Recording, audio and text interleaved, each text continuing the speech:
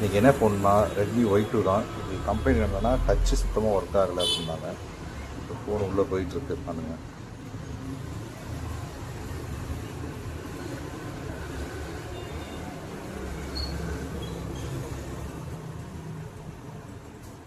சுத்தமாக Dutch work ஆகலை.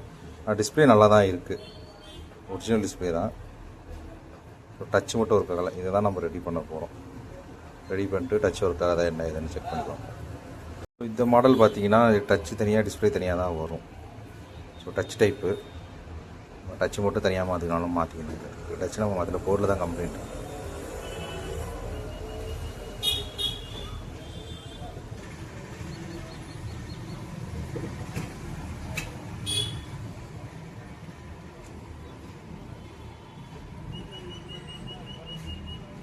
So இந்த மாதிரி உங்கள் ஃபோனில் எதுவும் கம்ப்ளைண்ட் இருக்குல்ல, ஒரிஜினல் டிஸ்பிளே சேஞ்ச் பண்ணணும் அப்புறம் நம்ம நம்பரை கான்டாக்ட் பண்ணுங்கள். சிப் லெவலில் நம்ம பார்ப்போம். தேங்க்யூ.